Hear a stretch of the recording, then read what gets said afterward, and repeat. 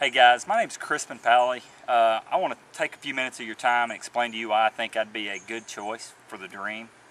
I hooked up to my boat a little earlier, drove down here to the lake, put on my jersey, was going to dump my boat in the water and, run around and catch some bass and let you guys see that. And, I got to thinking anybody can do that. Anybody can go drop their boat in the water. You can turn on, any fishing show right now and see some guys catch fish. I want to tell you why I think I'd be a good choice for the Dream. I'm going to pull this jersey off, take a few minutes, and then I'm just going to get real and tell you who I am and why I think you should give me a shot. Alright, here's the deal.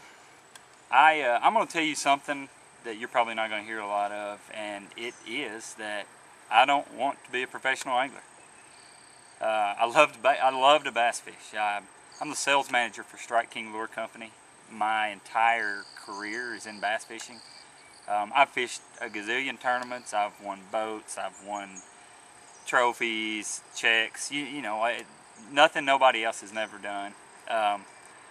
And once upon a time, I really thought that was my dream, to become a professional angler. And as a lot of people do, I fell into the groove kind of a career and life, and kind of strayed from that. But as I did, I guess I learned more about myself, and I love to fish. I've fished in 3 countries for bass. I've fished in over probably 23 states or so, give or take 1 or 2, and I've spent days in the boat with Kevin Van Dam and Skeet Reese and Denny Brower. I mean, you name it, I know all those guys.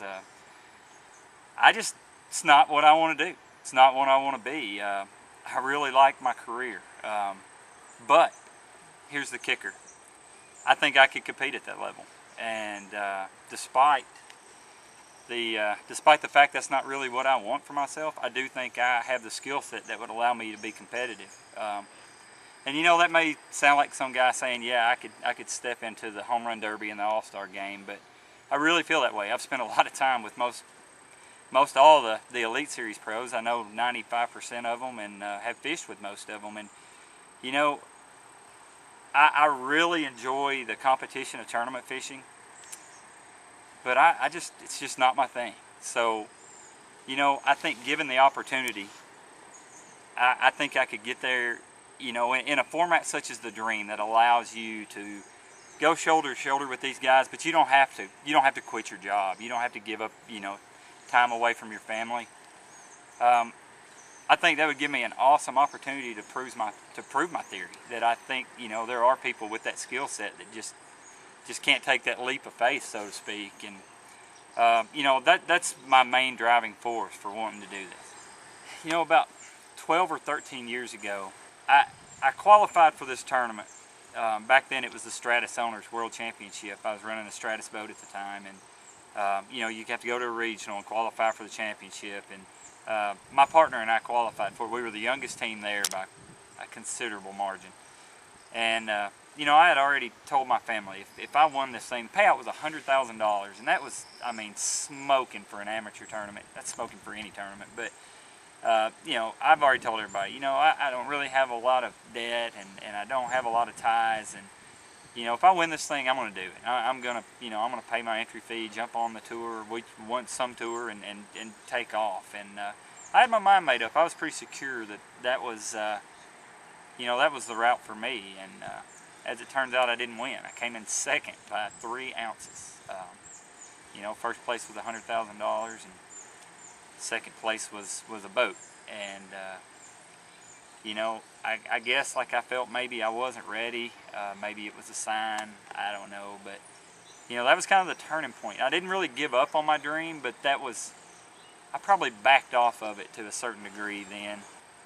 I'm 35 years old. Fished my first tournament when I was 13. Started working for guides when I was young, taking some trips out for them. Fishing by myself a great deal. I used to fish before school in the mornings.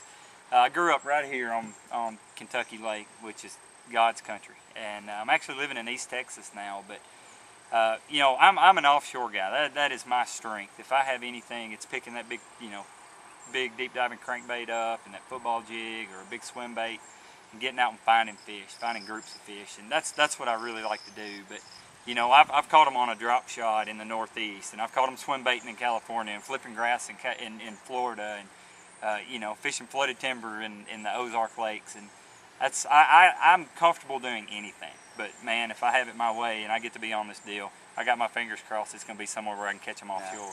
A couple years ago, you know, the very condensed version is I went through a rough time in my life. I you know, suffered some loss and just some tragedies in my life, and I really got off track, and it turned my world upside down. You know, I looked up one day and, you know, withstanding my career, I felt like I'd lost everything I had, and I was lost is the word. And man, about 3.5 months ago, I had the most major thing that's ever happened to me in my life, and I dedicated my life to the Lord, and I can't tell you about who I am without telling you about who He is, because that's makes me who I am every day. And you know, since then these doors keep opening, and you know, I'm being called to do all these things I've never done before, and you know, maybe this is an opportunity for me to, you know, to get in this position and